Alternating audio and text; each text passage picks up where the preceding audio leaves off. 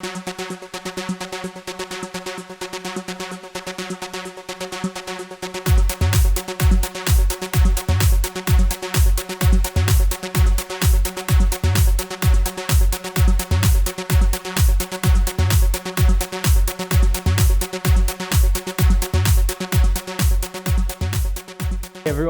my name is Reshwara A. I will be speaking a little bit about my passion of equestrian and business.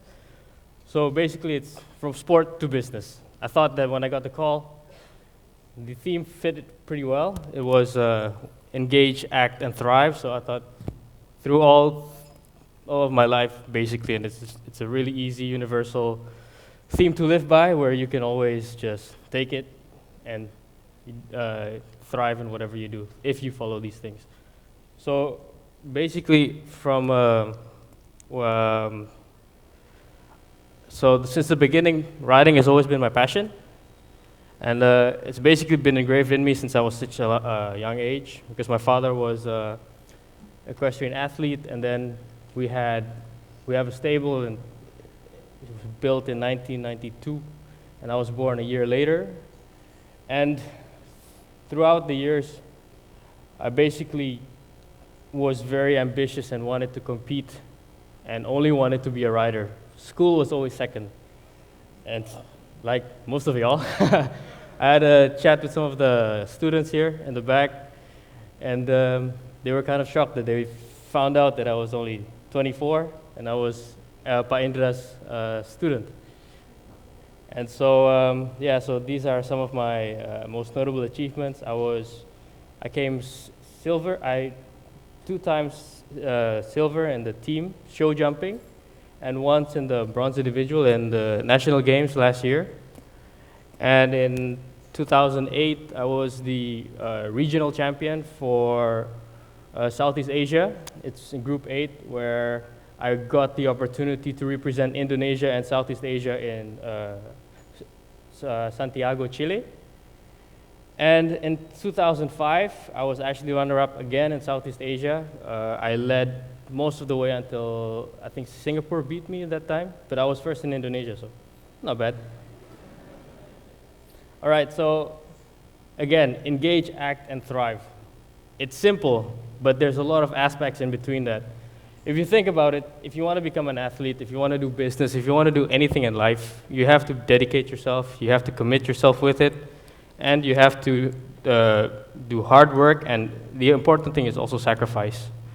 One of the things that for me that I had to sacrifice since a very young age was that since I think I started riding in the first grade, second year, and then I stopped actually at the second grade because I fell and I got really scared. So I stopped riding, and then actually the year after I had a friend of mine. Okay, I kind of liked her, it's a girl. So I was like, she started riding, I want to try riding. Okay, so I started riding again, and ever since then, I never stopped. And so since then I've been riding and riding, and the sacrifice that I took was that every weekend I wanted to compete, and I didn't have time to go out with my friends, which was fine, because I was really dedicated and I was really enthusiastic to compete. And thankfully it paid off, thank God. But through this process, it's also like Mr. Ronigani said, there is trials, there's tribulations, there's a lot of things that you have to go through to actually succeed. Success is not like, it's not so easy that you can just do it and you can succeed. No. There's a long process, it's a journey. There's gonna be trials, you're gonna fail. What happens? If you're passionate enough, you're gonna continue it and you're gonna do it. So I thought, why not? So I did. And then again, success can be different for everyone. It depends. Someone wants to be successful, they want to be famous, go ahead. If they want to be successful by making money, that's something you do. But you have to decide, and you have to, sorry, this is really bothering me, but you have to decide and basically set your goals right. Set your goals and then make a plan, do what you have to do, engage, act, and thrive. That's what you have to do. So also the other thing was, in the beginning, especially when I was still doing university in Holland, I kind of tried to look about what everyone else was doing, But for me, it was kind of different. I had to focus on myself because what you had to do is what, it's everyone has their own way, everyone has their own path. So endure it and do what you ever have to do. Because sometimes you can see others as motivation. That's great. That's what you need to motivate yourself, then do it. But if it's possible, try to focus on you, focus on what you have to do. Because your actions, your actions will determine your success and later on.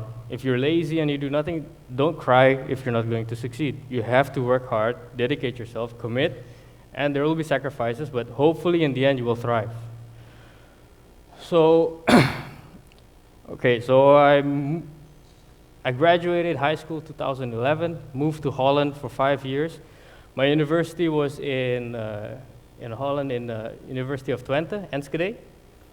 Okay, I only chose Holland because, again, I had to sacrifice other options because I only wanted to compete, only wanted to ride. So I only chose Holland because why Holland? Holland was the place where most of the riding was in the world. So I went there in Holland, and then my university took longer than expected. I was supposed to take 3 years, and because of riding, I took 5 years. Because, okay, school was not, there was no time schedule. There was a schedule, but you didn't have to go by it. And so I went to competitions and every time, and then, so, yeah, 3 years, took 5 years, but okay. And then, but it paid off because I was actually regional and national champion of Holland in 2010 for one of the classes, not the biggest classes, but, so it was, thank you. So, I think it was through dedication, hard work again, commitment and sacrifice, it was a good opportunity for me. And then that was part of how I started with my sporting career journey. I'm still riding until today, but I got a different opportunity recently. I was just called up, I think last week, by the federation, and they called me and they asked, are you competing for the Asian Games? I said, at the moment I don't have a horse to compete in. So they said, what would you do if you were offered a national team manager role? So I pretty much accepted the offer.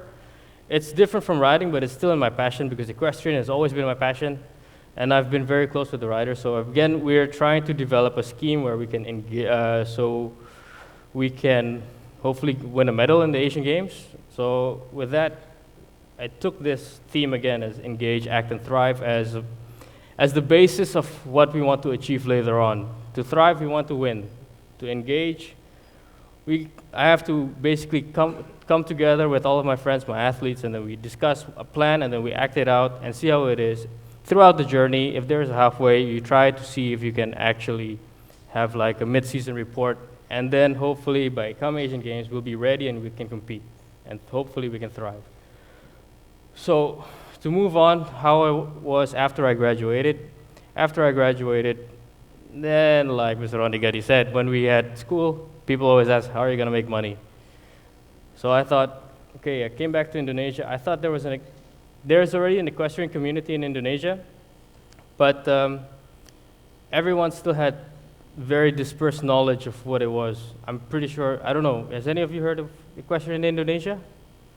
See, no one says hi.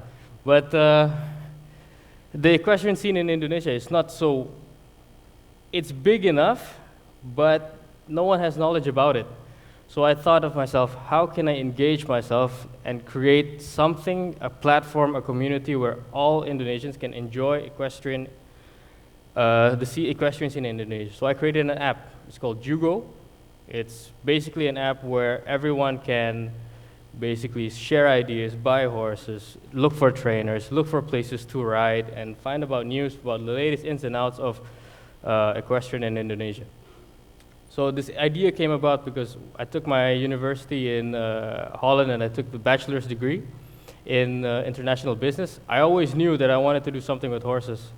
I was good in science things, but I knew if I wanted to do something with horses and business, I had to take a proper major. So from high school, I already knew what I wanted to take. I already set my goal and I already took it. So how did I engage with the equestrian community in Indonesia?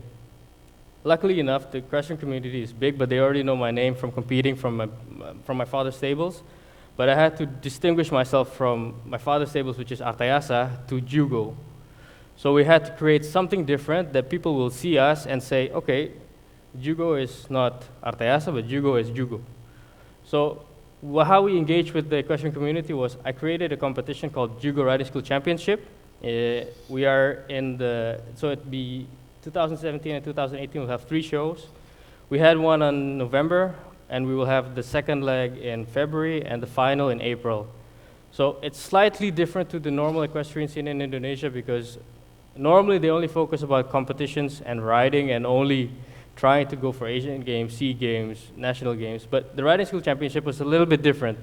It's for everyone who's just beginning to ride, who's amateurs, who's actually encouraging them to compete. So by doing this, by creating a platform, by making a Riding School Championship, I basically I engaged them and said, hey, look, you can compete, and hopefully we can grow the community together, can grow the equestrian scene.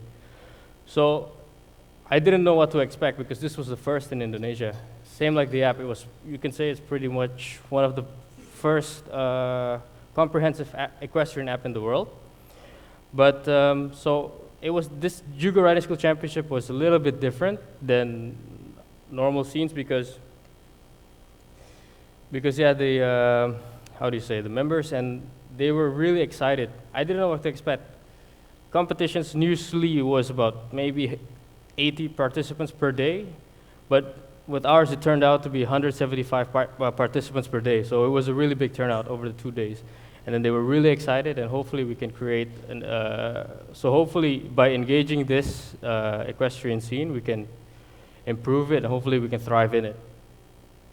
So that's pretty much my, my presentation for today. We are basically from sport to business, and hopefully we can all engage, act, and thrive together. Thank you.